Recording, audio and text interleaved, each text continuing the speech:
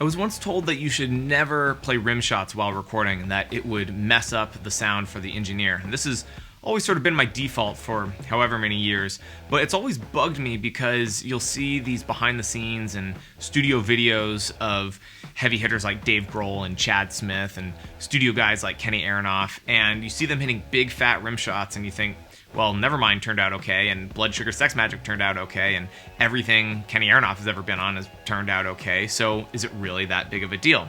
And this reminds me of the bass drum bury the beater versus don't bury the beater debate, which some people will swear up and down that you should under no circumstances ever bury the beater and that it completely ruins the recorded bass drum sound. And I feel like a lot of people fail to take context into account when making these claims. For example, you might want a completely different sound if you're playing a bop kit versus if you're playing speed metal with a bass drum that has 14 pillows stacked in it. So I think that these techniques can oftentimes just be contextual, and when it comes to the snare and rim shots, even when you're not recording, oftentimes these choices are very contextual, and there are many songs like a slow ballad with a low-tuned snare I'm not going to play rim shots on, but a high-tuned snare for a high-energy rock song I probably would play rim shots, at least live. Now when it comes to recording, we could potentially just end the video here and say, well, you get a different sound if you record a rim shot or don't record a rim shot.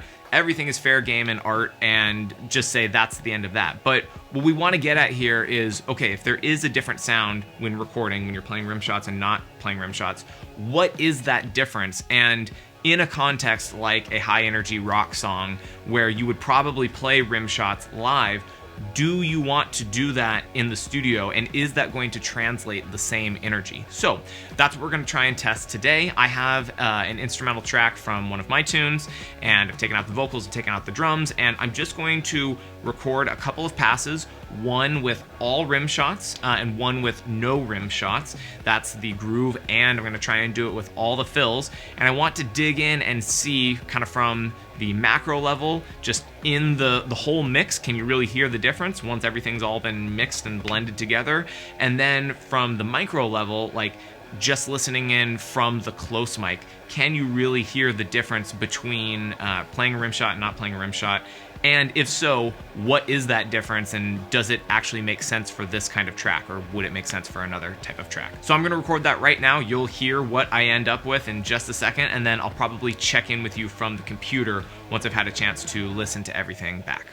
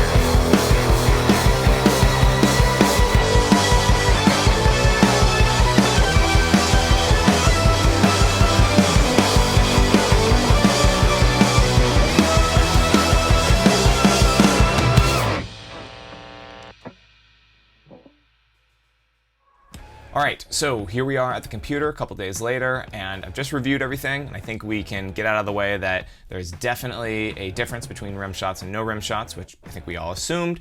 But of course, the question is, how big is that difference, and in what situation would you use which technique? So I will just say real quick that I did have to affect the level of the close mics on the non-rim shot version. I had to boost it to match the rim shot version because you definitely get a lot more signal when you're playing with all rim shots. So again, that was only on the close mic, and I didn't want the level difference to trick us into thinking that one sounded better than the other. So like I said, the question then is, how big was the difference, and in what situation would you use which technique? And to my ears, the non-rim shot version sounded maybe fuller and maybe fatter, more decay, and the rim shot version had more attack, kind of exactly what we'd expect, but was also a more truncated sound. So it had a sharper attack, but also less of a decay. It's a more aggressive sound, but it doesn't quite have the fullness of the non-rim shot version. So in some situations, it might be tempo dependent. Maybe if you're doing something that's faster, you might be more inclined to go for rim shots, and vice versa if it's a slower song. I think for this track, I would probably go for the rim shot version. And I think what I'm getting overall from this is that my rule of thumb now is going to be that I'm going to use whatever technique I would typically use for a particular song live. So if it seems like there's a song that would make sense to not use rim shots that I would play live, that's the way I'm going to record it. So if it's a slow ballad with a low tuned snare, I'm not going to play rim shots. And if it's something fast and aggressive and you really want a snare to cut through, I think even in recording, I probably would use rim shots. But let me know what you're hearing. Maybe your preferences are different, or you're hearing things that I'm not. So let me know what you think. Hopefully this is helpful to some of you. Thank you for watching, and I will see you in the next one.